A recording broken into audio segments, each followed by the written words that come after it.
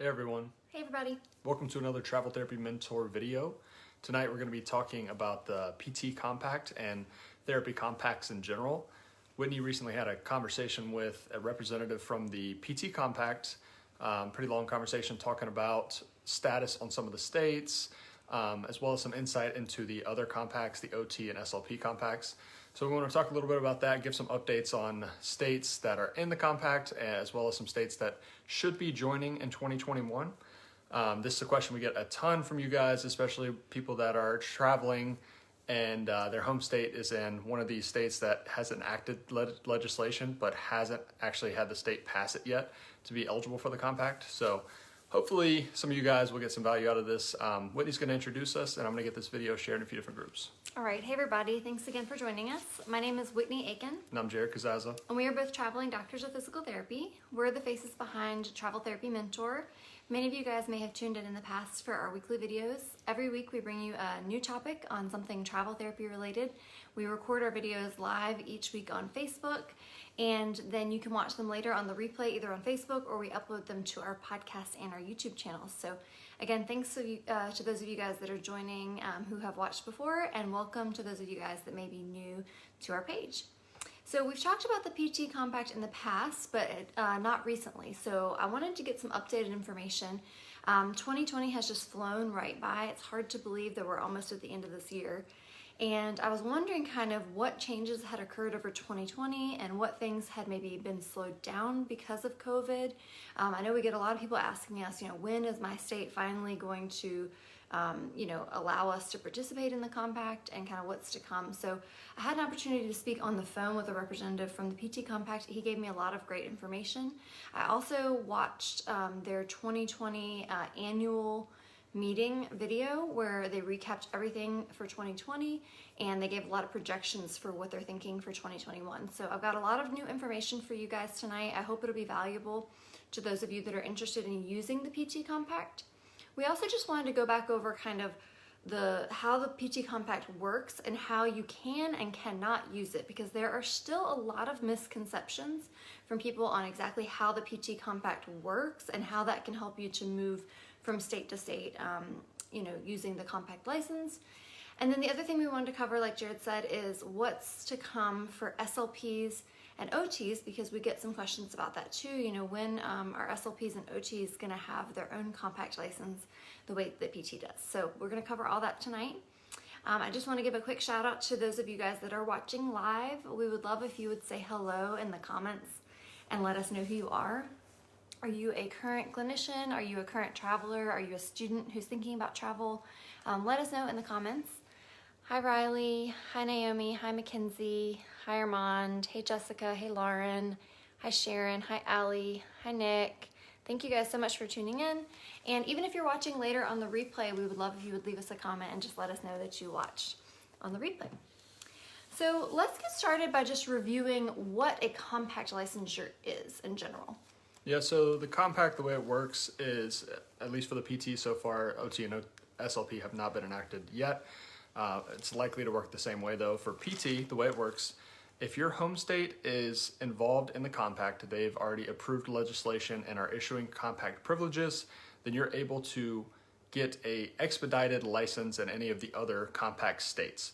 Right now there are 20 of those states that have agreed to this compact. And so in the past, as any travelers, older travelers or travelers that aren't in a compact state know, it's a hassle to get licensed in each state. It can take, in some cases, up to 3 months, 3, 4, 5 months to get licensed in a state. Most of the time it's between 2 and 4 weeks, but there are some states that take longer.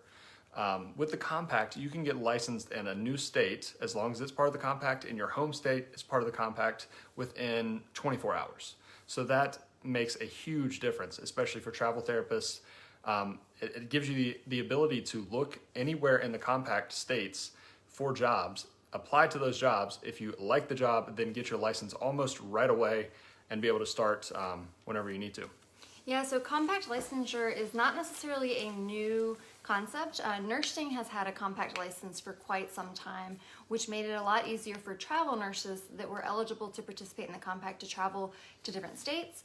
Another thing that's beneficial for clinicians in general who are eligible for some type of compact license is if they plan to go to another state, for example, for the military, for a short time, or if they work where they live close to a state border, or they might easily commute across the state border to another state. That's another way that you might use the compact in a neighboring state. But for us as travel therapists, it just makes our job so much easier when we are eligible for a compact. One other thing to mention there is it also helps people right now, this is kind of in the forefront, people that are doing telehealth. Because if your home state is a compact state and you want to treat people that are also in the compact, you need to be licensed, or you want to treat people in other states, you also need to be licensed in their state. So the compact makes that much easier and also less expensive. Yeah, so that's really important to note too. Good point there, Jared. So for PTs and PTAs, we enacted a PT compact in 2017. That's when they got all of this started. And then in 2018 is when they finally had everything together and some states had actually joined at that time. So since 2018, more and more states have been joining. As Jared mentioned, there's now 20 active states participating and a lot more that have enacted the legislation, which means they've approved it, but they just haven't quite gotten through all the processes yet to actually start letting their state members use the compact. Now, I'll touch on what's going on with SLP and OT before we dig too much deeper into the PT stuff, because the main topic tonight is going to be the PT, but if you're an SLP or an OT who's watching, you might be curious what's going on with your compact. Yeah, we've gotten a lot of questions from OTs and SLPs that see PTs benefiting from the compact and they want to know how long it's going to be for them. The good news, it's in the works. The bad news is it's not moving along as quickly as we would have hoped earlier this year. We made a video probably March or April, and we were anticipating a bunch of people joining not only the PT compact, but also getting the ball rolling on the SLP and OT compact, but COVID kind of derailed things, it seems. Yeah, so from the update that I received from the representative at the PT compact, and then also from looking on the websites for SLP and OT, from what I can understand, the SLP compact is really, really close to being enacted. They've made a lot more progress than OT.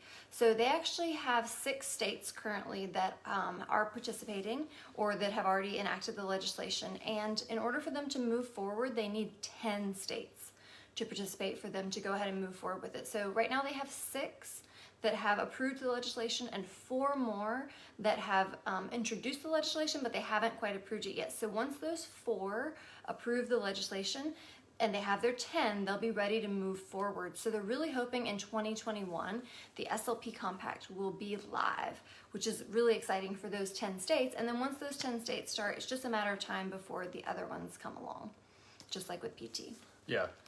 So yeah, hopefully 2021, those 4 will join, and once everything's enacted, that puts pressure on the other 40 states to at least consider it, and especially once SLP start reaching out to their representatives and things in the ASHA and state legislature and stuff like that to try to move the process along. It at least makes them consider it. Yeah. So if you're an SLP, I would encourage you to visit ASHA's website to learn more about it. And then there's also a website specifically for the compact, and they're calling it the ASLP compact. So Google that, go to their websites, talk to your legislatures if your legislatures and your state boards if you're wanting to push this along quicker, but hopefully 2021 for some of the SLP states. Now, unfortunately, OT is a little further behind. They have started an initiative. In 2019, they started talking about it, and they basically set out a 4-year plan. So they're not expecting to have the OT compact licensure until at least 2024, unfortunately. Yeah, that's unfortunate, but at least they are making progress. I know it doesn't help a lot of you guys right now being 4 years out, but at least they're making progress towards it. Yep. So if you want to learn more about the OT compact or the future of that, visit the AOTA website. And again, speak with your state boards and your local legislatures to try to get that pushed along a little bit quicker, hopefully.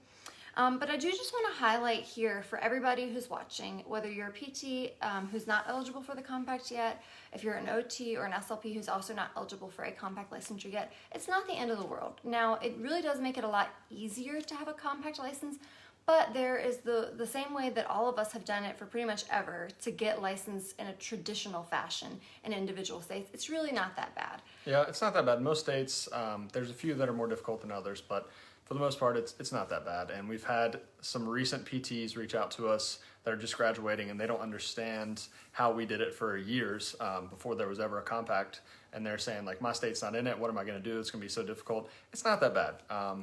It is more hassle, but you can definitely make it work.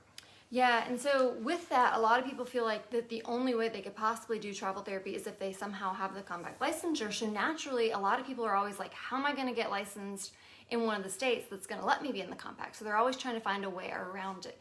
And that is a really key point that we want to highlight today as we go over how it works and who's eligible and who's not eligible. This is an extremely important point because we hear so many people that say, oh, I'll just get a license in one of the compact states, then I'll be eligible. Unfortunately, that's not the case. Yeah, and talking to the representative, basically he made it pretty simple in saying that the way they go about determining if someone is eligible for the compact. So let's say your home state is not in it, but you get licensed in a compact state, and there's some gray area there, whether you're going to move to that state, whether that's going to be your new home state, or how it works. Basically, what they go by is your driver's license.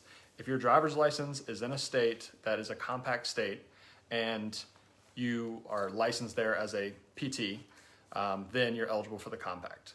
If it's not, then you're not eligible. That's the easiest way to go about it. So if you're trying to do some kind of workaround where you get licensed in a state first that is part of the compact, that's not going to work unless you're really planning on moving there and you're going to change all of your legal documents, your license and everything to that new state. So there's no secret way to get around it, and you don't want to try to skirt the rules because there have been people that have gotten in trouble and they actually report you to the the state license, board. the state board, and they can revoke your license in that state. So you don't want to mess around with that. Yeah, you really don't want to mess around. This kind of goes back to, another key topic when you're becoming a travel therapist is where are you going to maintain your tax home?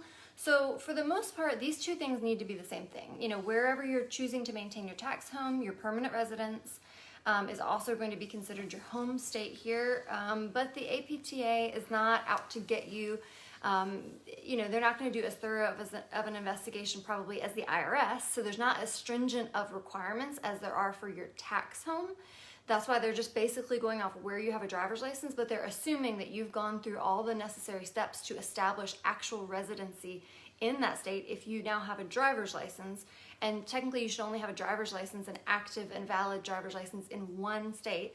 So if you really, really want to be part of the compact, then you would definitely have to actually move your permanent residence to a compact state, legitimize everything, move all your documents there, like Jared said, get your driver's license there, and then you would be eligible. Otherwise, you can't just put down an address. You can't just use a friend's address, mom and dad's, whatever it is. You actually have to have that as your home address. Yeah, that's a good point. Legally, you can only have one license in one state, and one driver's license, in one state in the country.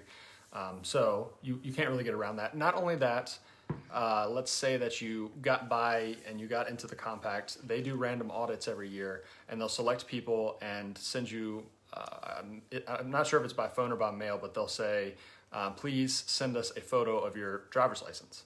And if you don't have that, then they report you to the state board. So make sure you're not trying to skirt those rules. Yeah.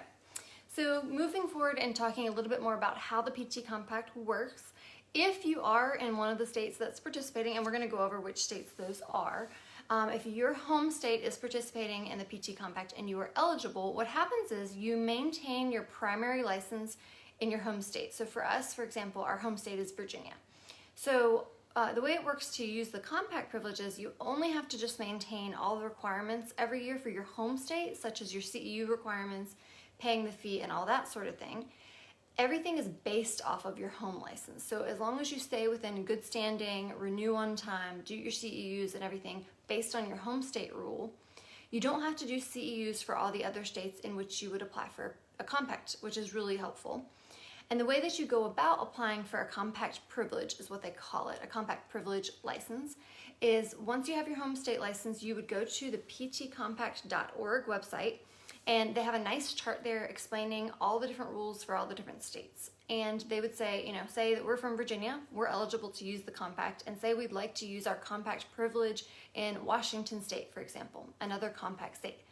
I would already have my active license in good standing and all my requirements for my Virginia license. I'll just go to ptcompact.org, look at the chart for the requirements for the Washington State license, and see, the first step is to see if they have a jurisprudence exam. A jurisprudence exam is the law exam for that state. Not all states have them, but it's really important that you check because you have to take the jurisprudence test for that state before you can apply for the compact privilege. Yeah, and there's actually a box, I think, we haven't done the actual compact, we haven't applied for a compact privilege yet, but the way he described it, there's actually a box or something that you have to check that says that you've done the jurisprudence test for that new state already. So before you ever even consider applying, make sure you're scheduled and you get the jurisprudence test done, whether that's in person or most of them are online. The reason why you have to do it this way is because when you get the PT compact privilege, it's literally so fast. It's literally like just one click away, you just pay, there's a small fee. It says so in the chart what the fee is for that state. It might be like 40 or 50 bucks.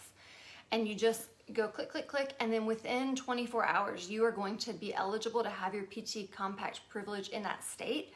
It's so fast that you don't have time to retroactively go back and mess with the jurisprudence. You need to already have the jurisprudence done because in some states you have to actually schedule to go take that at a testing center. And that could take a few weeks to get set up. So you need to already have that requirement out of the way. Then just go on the website, click, click, click, and you're done. It's really easy. Yep. Right now, I think the only state that you'd have to worry about an in-person jurisprudence that's part of the compact is Arizona, I believe. I know California and Florida also have them, but I don't think they're part of the compact yet. Not yet. So it's really easy. It's so much easier than applying for a license the traditional way, because for any of you guys who are watching who have applied for a second or a third or a fourth license in another state, you know that there's just a ton of requirements. It can take forever. I'm actually working on getting my Hawaii license right now, and it has been like 6 months I've been in the process of getting my Hawaii license. I had to send verifications from all the other states. I had to send my original transcripts from my school. I had to send my original FSBPT board exam results.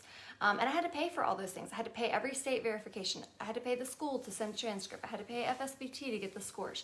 You have to do all these things, and then if they have a jurisprudence, you have to do that. So it just takes forever, lots of fees, lots of time, whereas this PT compact privilege is so fast and so easy. Yeah, and every state, if it's not a compact state, you have to do all those things. Usually it doesn't take as long. I think Hawaii has just been, they've been very slow since COVID started, and I think they were pretty slow before, but it's been exceptionally slow now. Yeah, so there are some states where it could only take, like Jared said, 3, 4, 5 weeks, but some states it can take forever. I've definitely heard California license taking several months for some people. So anyway, all that to say, it's super easy and quick once you're eligible to participate in the compact. And the eligibility requirement is based on your home state. It's just really easy. You go to the PT Compact website. It's actually an extremely user-friendly website. Unlike some other websites, like Hawaii, their PT website is not user-friendly. The customer service is extremely helpful. I sent a contact form to get in touch with the person who I spoke with at the PT Compact. He replied within 24 hours. It's the same thing for you guys. If you have questions about how the compact works, just email info@ptcompact.org or go on their website and fill out the contact form. They're extremely helpful, extremely quick to get back to you. So if you have questions, please reach out to them because they are really, really overwhelmingly helpful. And if our video today does not answer all your questions, they can. Yep. So we're going to go into what states in 2021 are likely to be enacted. This is based on information we got from the representative there. First, if you guys could like this video, comment, let us know any inputs you have. It helps more people see the video, which is always a good thing. Yep, hit that thumbs up button. We'd appreciate it. So first, I want to just chat about all the states that are already participating in the compact. So I reference the map on ptcompact.org all the time when I'm talking to people about whether or not they are eligible. So if you go to ptcompact.org, you just pull up a really nice map, and it has an easy to understand legend. Let's see if I can. Yeah, so that's what the compact map looks like. So just go to ptcompact.org, and you guys can look at that map too. So I'm just going to read off the states that are already participating in the compact. So Washington, Oregon, Utah, Arizona, Colorado, North Dakota, Nebraska, Oklahoma, Texas, Iowa, Missouri, Arkansas, Louisiana, Mississippi, Tennessee, Kentucky, North Carolina, Virginia, West Virginia, and New Hampshire. So those are the 20 states that if one of those 20 is your home state, you can actively participate in using the compact right now.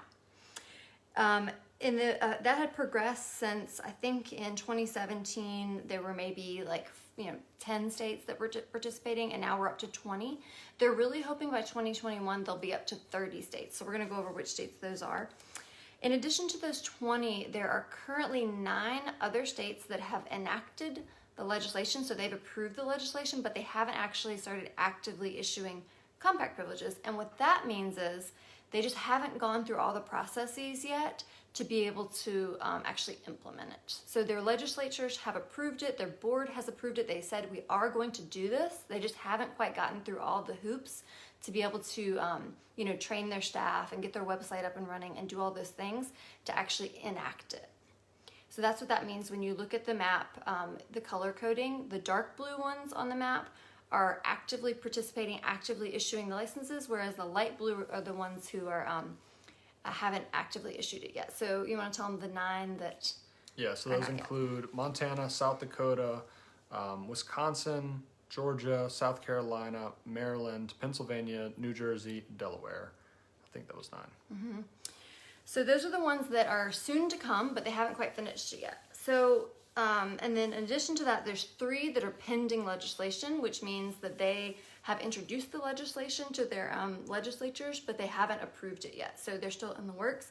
And what we've actually seen happen in the past is that in some states, they'll introduce the legislation and then it'll go through to try to get the bill passed, and then it gets shot down. So just because those 3 have introduced it doesn't necessarily mean it's going to get passed. And if it doesn't get passed the first time, it doesn't mean they won't reintroduce the bill later. For example, that happened with California and Alabama and a couple other states where it didn't pass the first time, but they're going to try again. So the 3 right now that have legislation introduced but it hasn't passed yet are Michigan, Ohio, and Washington, D.C. So those are the updates on the states that are currently participating. Now, I think a big question that a lot of people had this year are, why has it been so delayed? For example, like New Jersey they had approved the legislation back in 2017, and it's almost 2021, and New Jersey still hasn't actively started issuing licenses yet. Yeah, there's a lot of New Jersey PTs that are very frustrated with that, because once the legislation is enacted, it seems like it should be really quick. I know Virginia only took a couple months between enacting and actually issuing compact privileges, but some states are extremely slow with that. So basically that was one of my biggest questions is, do you have a timeline on when you think like these other states might start actively issuing the privileges, and kind of what's the holdup? So the representative told me that in the past, certain states are faster than others just because of some of their administrative processes. And basically he said some states have a lot more bureaucracy to wade through than others.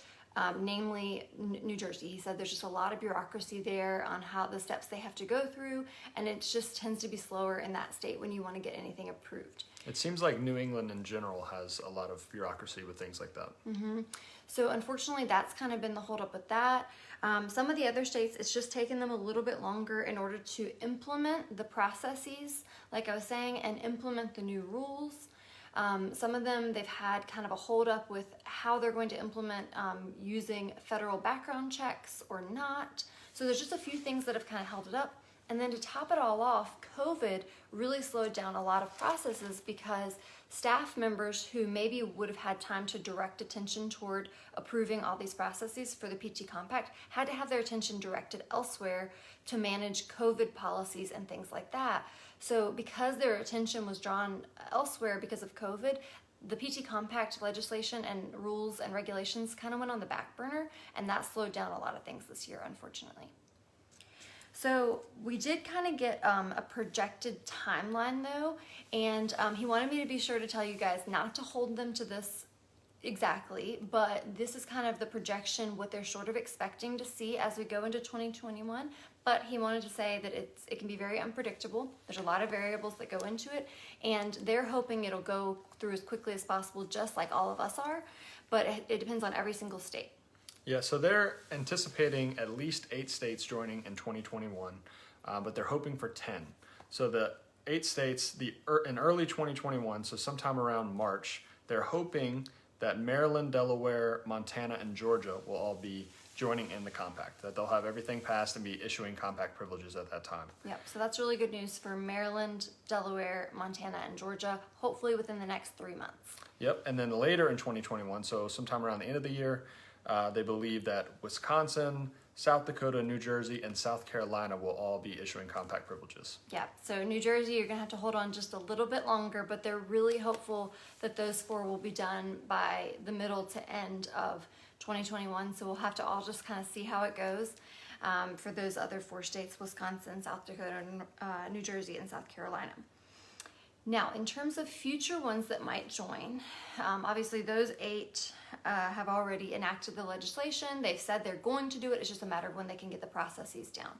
Now, there's some others that they're hoping might introduce in 2021 and then, kind of start moving things along. Those are Nevada, New Mexico, Minnesota, Indiana, Vermont, Connecticut, Wyoming, Alabama, Massachusetts, Rhode Island, and the Virgin Islands. They're really hopeful that those will start getting the ball rolling in 2021, at least with introducing the legislation and hopefully getting it approved. Now, I know a big question that a lot of people have is about California. We would all love if California would join the PT Compact. Yeah, that was big news when California lit up like the green color or whatever it is at the beginning of the year. It looked like they might be joining the compact, and then that fell through. We were all excited. Everybody that has compact privileges and aren't licensed in California, everyone was excited to be able to go to California. It looks like it is going to take quite a while, and he said that he does not anticipate in the next 2 or 3 years that California will join the compact. So kind of shattered our hopes and dreams. Yeah, he said that he would guess just off the top of his head it would probably take another 2 to 3 years. Now, Rosa asked a really important question that I wanted to transition to next. She said, so why would a state not want to participate in the compact? What's the downside? And that's a really good point. I mean, it seems like to us it's all only upside. Yeah, there's a variety of reasons. One of the reasons, to be sure, is that states make money off of compact or off of license applications and those kind of things. Especially some states like California, it's a couple $100s per person applying for their license. So, they make money off of that, and they have to come up with a different revenue source if they're not making that money. So that's a consideration for every state to join the compact. And that's kind of a projection on our part. Certainly no one official has said that by any means, but we just kind of think in the back of our head that could be a reason. The official reason that was given as to why some of these states take a long time to join is that it's just change that they're uncertain about. So what has to actually happen is there has to be a law or a bill enacted, and I'm not super knowledgeable on the way that government operates, but more or less the physical therapy board or whichever organization has to go to the legislatures, the people who make the laws. So I would assume the senators who help to pass these bills, and they get bills presented to them on all kinds of things, on a daily, weekly basis, yearly basis, and they have to decide what's the most important for them to move forward with. So I know that's why they have some initiatives where our state boards will go to Washington, D.C. and talk to our legislators and try to get bills passed for certain things. So it's just, I guess that's the meaning of bureaucracy, is some of these things just take a long time. So we have to demonstrate to them why it's important, why it's going to help. And the language that the PT Compact and the other compacts use is that it improves access to care. Yes, it makes it easier on us as healthcare providers, but they don't want to sell it like that. They don't want to say well, it's just going to make it easier on travelers. No, it's going to increase the access to care for patients maybe in rural areas that are having trouble having therapy services and so forth and so on. Or if there's a natural disaster or a pandemic where we need to go and provide services in a new state, it will increase access to providers. And so we need to sell it that way to our legislators, to our boards. So the way that we can do that is we can help to lobby, we can help to talk to our representatives so that we can help get it pushed forward. From the PT Compact's perspective, they said that a big focus of theirs in 2021 is to continue to educate the state boards. Hey, look, these other states are doing it. It's going really well. It's not so scary. I know it's new. It's not so scary. It's going well. It's going fine. It's a good thing. So let's keep pushing it forward. Yeah, one other thing to mention there, why a state might not want to join. As we know, getting a license all over the country, some states are much more stringent in their requirement than others. And so you have to think about it from their perspective. These stringent states, they want to have high quality providers. And let's imagine they join the compact and another state is not as stringent in their criteria. Well, if their home state is that other state, then they're automatically given access to this more stringent state. So they want to make sure that there's high quality providers that are being licensed all over the country if they're going to join this compact. Yeah, that's a good point. And that's a lot of the reason why some states have jurisprudence exams, because they say, I really want to make sure that you understand our laws in our state and the way that we want you to practice. I know you're licensed in this other state, but it's different here in our state.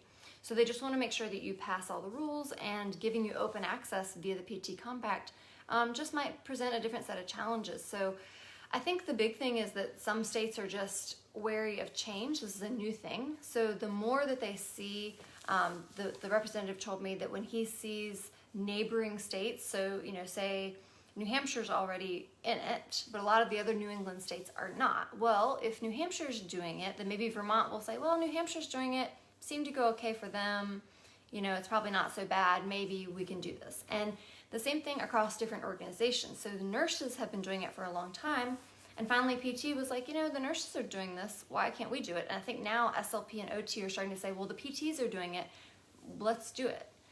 So that really helps when you see others that are doing it, implementing it successfully, not having problems with it, they decide to move forward with it. Yep, very true. Yeah, so I think that covers most of the update and the new information that we wanted to provide to you guys. If you have any questions, put them in the comments and we'll answer them. I know there's been a few questions throughout the video that we will answer. And again, if you've gotten any value, if you learned anything from this, please hit the like button. We would appreciate it. All right. Hey, Rosa. Thanks for joining. Yeah, we already answered Rosa's question. Karen said the video keeps starting and stopping. She said it could have been her connection. So anybody else, if you're having a problem with the video quality, let us know. Hopefully it's okay. Karen said that's why I left Minnesota, maybe because they've been slow with certain things. All right. So a couple other questions here. Karen says, I moved from Minnesota to Colorado this year. I had a license in both, but now I just have a compact state license, so that's helpful. Yeah, that's actually a good point. We were licensed in several compact states. Virginia is a compact state, our home state. We let our licenses lapse in all of the other compact states because if we want to go back there now, it's a much easier process to just get the compact license and go there instead of maintaining all these separate licenses. So that's a good point for anyone that's in a compact state, their home state, and they're licensed in other states. If you're not planning on going there in the near future, it might be worth letting that license just lapse and then using a compact privilege to get licensed in the state later on. That's our understanding. Of course, check before you let a license go, but that's our understanding. The only thing I don't know about in that situation is whether or not you would have to take the jurisprudence exam again. So for us, I know if we let our North Carolina license go, our official normal North Carolina license, and later if we decided we still wanted to work in North Carolina and applied for a compact privilege, we would most likely have to take the jurisprudence again. Yeah. So that could be a downside. That's true. Yeah, that's not a big deal for North Carolina, but there are some states that might be a big deal. Yeah. Jessica says, I'm currently using compact privilege. It's been very convenient. That's awesome. We have not used it yet, but we are definitely planning on using it in the future. So Nick says, I'm looking to buy a home or a land in Texas in the future. I'm assuming that owning a home and getting a Texas driver's license would legitimize my compact license for myself. My current tax home is in Michigan, which would probably be a compact state sometime in 2016. Yeah, I mean, if you move there, you own property there, you have your license there, all of your connections are moved to Texas, then yeah, that's your new tax home and your new compact privileged state. Yeah. I also wanted to mention real quick, I know we're going through questions, but I just thought of something else that we didn't talk about in terms of how this has increased access for travel therapists. So back in 2017, 2018, when it first started, we all thought it was just going to be the best thing in the whole world, and it was going to make it so much easier to find jobs in other states. But for a little while there, what we saw was because it increased access so much to the compact states, it actually made it a lot more competitive to get jobs in some of those states, especially this year in 2020 when jobs were super low. So like for us, we always had no problem at all finding jobs in Virginia. Well, now Virginia is a compact state, so if there's a job pops up in Virginia, every person across the country who has access to the compact is like, oh, yep, Virginia job, I'm applying to it. That's true. So for a little while there, it actually made it more competitive, but we hope that, once more jobs start to increase in the job market, it will even things out again, and it'll just make it easier on your application process, but hopefully not quite so competitive. Yeah, and obviously, like we mentioned earlier, that's a good thing for patients. Getting jobs filled quickly, getting a traveler in there is a great thing. For us, it's kind of a downside because, there's more competition. When a job opens, it's going to close quickly and it's going to get a lot of submissions. So, that's pretty much the only negative of the compact that I can think of. Yeah, it is a really good thing for patients, actually, because maybe some states like, I don't know, say North Dakota used to not be that competitive. Nobody really wanted to go out of their way to get a North Dakota license. But now that it's a compact state, if a job pops up in North Dakota and you have easy access to get that license, you might think, maybe I'll go work in North Dakota. And then the patients who need care there will get care there faster. So that is a really big benefit. Yep. Allie says, I'm looking forward to the compact for OTs in 2024 because as a foreign trained therapist, it's difficult to get a new license when they want my transcripts from my school in Australia more than 20 years ago. Yeah, I would imagine that would be pretty tough. That's so crazy. I think about that all the time, Allie, for therapists who got their degree, decades ago, and the fact that you have to go back and get your original transcript and your original FSB PT scores, or in your case, FSB OT.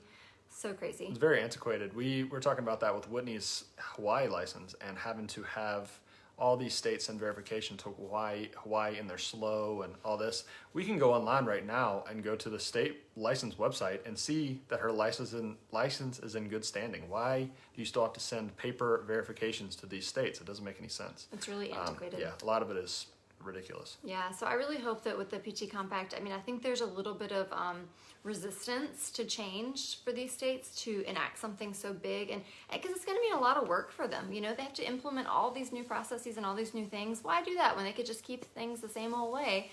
But I think once they do go through that process, it's going to make it so much easier, because why should we have to mail paper forms back and forth across states and all this stuff? It's crazy. It's crazy. All right, Mackenzie says, hey, Jared and Whitney, I'm currently an OTR. I'm working in acute care, and I'm also working PRN in a SNF. I'm looking into travel therapy in the future with my boyfriend when he finishes PT school. We're hoping for a compact license for OT in the near future. Yeah. In that situation, since your boyfriend's a PT, at least he will have a lot of options. So, if you guys can find an OT job in a compact state and he knows that he'll be able to get compact privilege there, that will make it easier for you traveling as a couple. Yeah, and I hope that the AOTA will get the ball rolling, but it sounds like it's going to be a couple of years. And Allie chimes in and says the AOTA is slow as molasses. I'm sorry to hear that, Allie. Yeah. Okay, so we got a few more questions, comments here. Karen says, I'm thinking about taking a travel job in January. It's been several years since I did that. The market's starting to pick up, so hopefully 2021 will be a good year again for the travel market. Mm-hmm. Good luck, Karen. Riley says, hey, currently a student. I'm graduating December 2021. That's great, Riley. Coming up soon, one more year. I know. All right, we'll see if there's any more questions. If you have any more questions, whether you're watching live or on the replay, just feel free to leave them in the comments and we will answer them, whether now or we'll go back and answer them later. Okay, so I think that's all the questions that we have right now. So again, things are really progressing very well with the PT Compact. Hopefully by next year, we'll have more than half of the U.S. states participating. Obviously, their goal is to get all 50 states and the territories participating, but it just takes time, like with anything else. But they're making really good progress. For the states that are not participating for PT, and for those of you that are OT and SLP, in order to get the ball rolling more, we'd highly encourage you to communicate with your state board for your individual state, as well as do things to work towards getting the legislators to enact these bills so that it can progress forward, so that you can benefit, so your colleagues can benefit, and so that patients can get more access. Yeah, and that's exactly what the representative from the Compact organization said is, they don't have control over it. So reach out to your state boards and have them move the ball along, or at least put some pressure on them to consider it. Yep, and they are doing their best to educate at the local level for all the different state boards, at the school level. A lot of professors have some influence in their state boards as well. More education is key. If they can, if we can let them know the reasons why we want the compact to move forward, if they can highlight all the successes from the other states and the other organizations that have successfully implemented it, then all these things will help to push the ball forward to increase our access to having open state licenses, because it's really, it's about to be 2021, and I think that we should really have an easier way to work across state lines within our own country. For sure. Easier than it is right now. Yep. So thank you guys for tuning in. Again, if you got any value, if you learned anything, we'd love for you to hit the thumbs up button. Be sure to subscribe, whether on Facebook, YouTube, or our podcast, wherever you like to listen to our content. And we'll see you next week on our next video. Yep. Have happy holidays. See you guys next week. Bye.